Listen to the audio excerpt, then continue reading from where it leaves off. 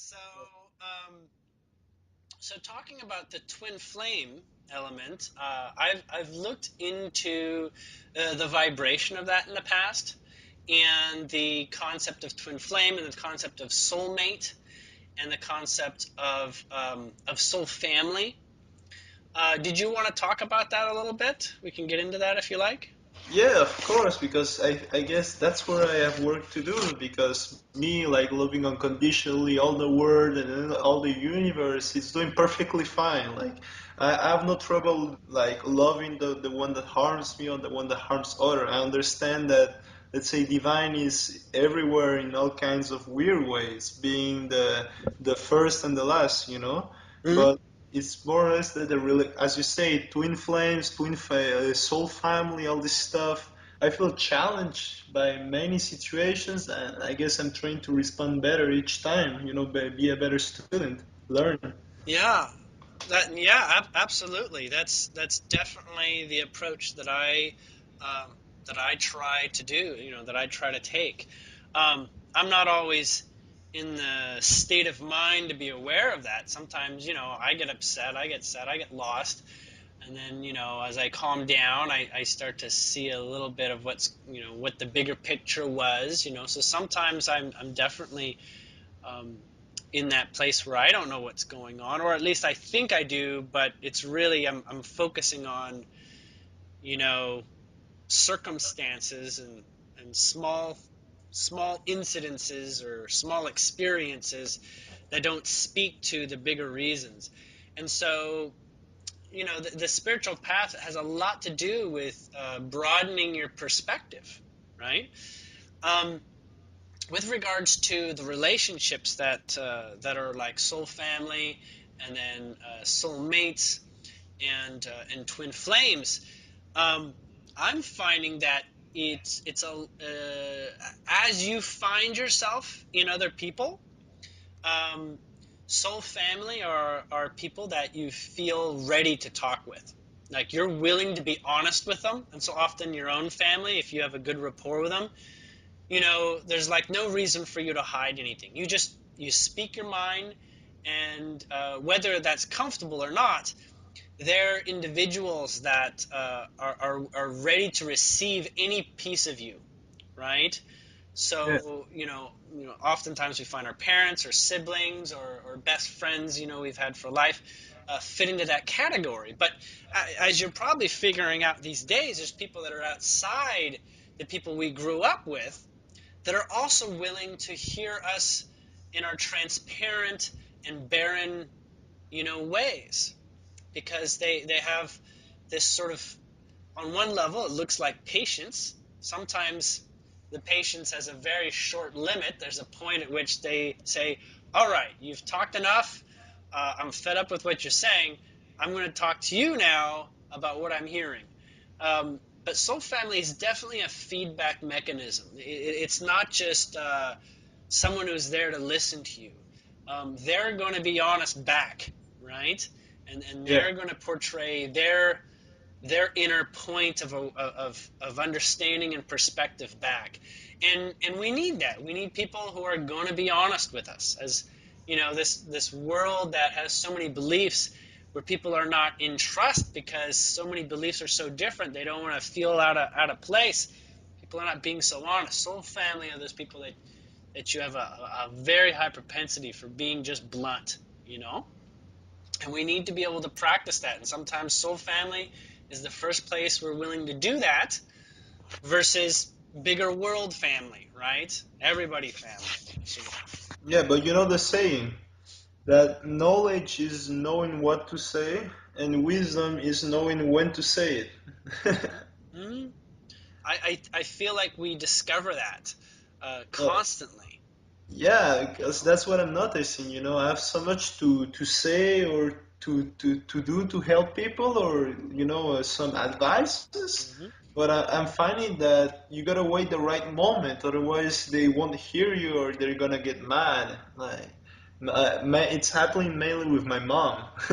Like, Yeah. she gets all upset and all stressed, and when I say it right away, she gets even more upset and stressed. So I kind of have to wait for her to cool down and then have a nice chat with her, I guess.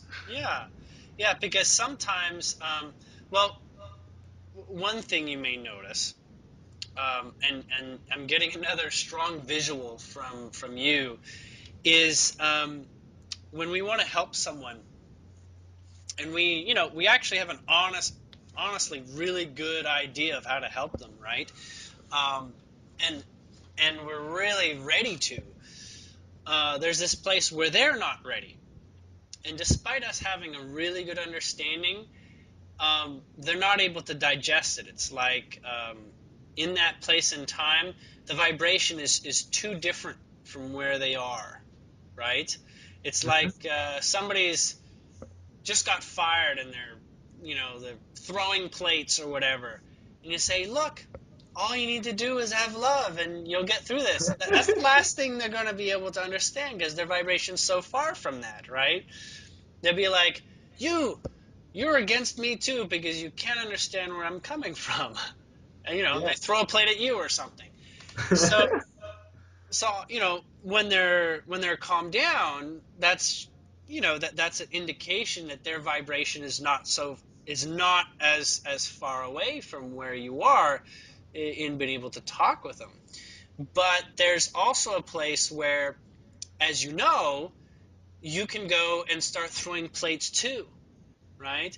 You can go in there with them, feel their pain, like just lose yourself in their experience and start throwing plates too. It's like, yeah, you're right. This is crap.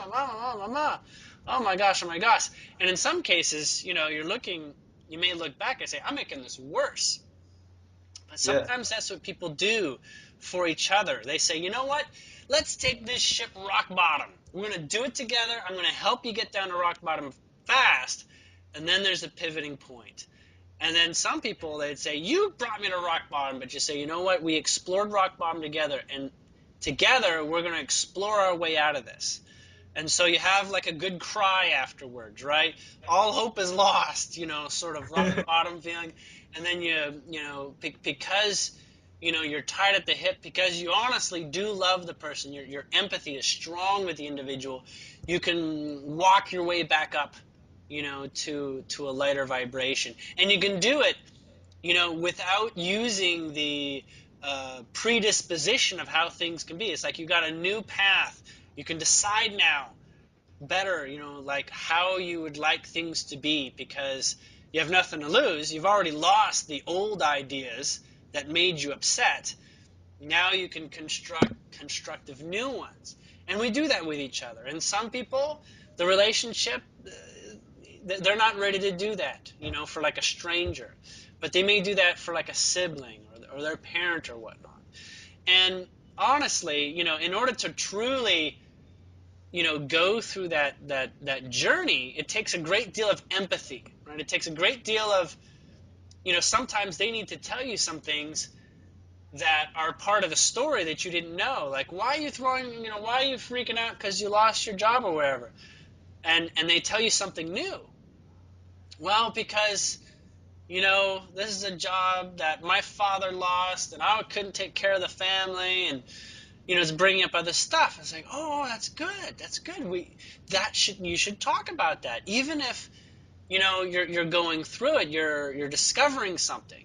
You're discovering something that you can shine a light on, right? And maybe you keep going down that terrible story till you get to the rock bottom. There's a lot of benefits in that. But as you're probably aware, many people are saying you don't have to go rock bottom. You just have to get to a point where you realize what's really important. And that is rewriting in a positive way, rewriting in a way that you find more in tune with yourself. And some people, the things that they go rock bottom on are the things that truly are not them, like things that they've associated with that truly are not them. There was this thing that came up on Facebook a while ago where there was this girl crying because this celebrity couple broke up. This fan of the celebrity just crying, like, and it was like some silly meme that says, you're too much into Hollywood when you're like this, right? And I said, that's very true. We sometimes uh, connect ourselves to beliefs and things in the outer world that are just so ready to be taken out of your life. And so there's things that come crashing down, and sometimes those crashing downs give you the greatest opportunity to stop looking outside yourself and start looking inside, and start making choices. They say, making better choices, but you can make really much better choices, especially when you're with someone like yourself who has a really good idea of how far you can go in following your bliss and following your heart. It's like it doesn't even have to stop. It can get like really good. You can start looking at like losing your job as like, wow, that was like the greatest blessing. Thank you for helping, me see Yeah, this, you exactly. know? And even though it looks like, oh my God, why are you rejecting this idea? Sometimes you gotta like be with, no, I'm not rejecting idea. I am all for this. Definitely feels crummy to you. I'm not, negating that this is obviously, attention to something that is really not right, you know. Um, and so there's those relationships, and soul family are the kind of people who are willing to go through those sorts of, rough times. Then there's soulmates. Soulmates don't necessarily have to be intimate relationships. They can be soulmates that are often like, friends that we've had for a long time, or people that sort of like stick with it. These are the kind of people who are not only honest with you. They don't have to be honest on everything, but for the most part, they're the kind of people that are going to tell you, you know what, your makeup looks like crap today. You got a bad haircut. I'm willing to tell you these things because you actually want to know these things. So I've learned from you. You want me to tell you when things are really off, and you're going to have patience with me on the subject because you know that you want me to tell you those sorts of things. At the same time, soulmates also ask that of you, where sometimes you need to be the one that's going to break bad news to them, and the soulmate's counting on you to sort of set them straight. Now, that doesn't mean that you accuse them and blame them of, hey, man, you got a terrible haircut and you really screwed up when you got that haircut. It doesn't have to be like that. It can be more along the lines of, you got yourself a bad haircut. Do you realize that this is not, what you were probably asking? Now, I'm not accusing you of knowingly choosing a bad haircut, even though it seems like you consciously chose. I'm here to hear what you have to say. Maybe maybe you want to talk about, maybe you attracted this in some way. I'm here to help you unravel the puzzle, of what led you to this experience.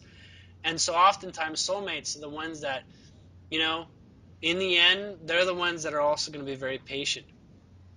But honestly, a lot of times soulmates are the ones that show you things about yourself, right? They're the ones that are like, uh, hey, I crashed your car. And you're like, what? You crashed my car? Like, oh my God, what kind of friend are you?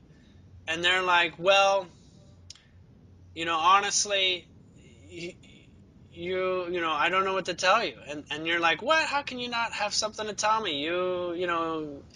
My car's gone. I didn't, my insurance is not going to cover all this and stuff. Even if they can't explain it to you, there's great, great lessons. You start to do things like, you know what? Insurance never had my back. You know, you Yeah. start to see things like insurance is one of the biggest farces and illusions. It's really some sort of tool to make you not be responsible for your vibration, you know? Uh, and that's what your friend could have done unconsciously. So oftentimes, soulmates do a lot of things unconsciously because you know what? Oftentimes, they wouldn't want to hurt you. They wouldn't want to know that they're hurting you. And even though they can hurt you, and even though you can hurt them, It's almost never on the conscious level. Sometimes it is. Sometimes yeah, I'm doing this for your own good. I am, pulling you out of here, and that happens.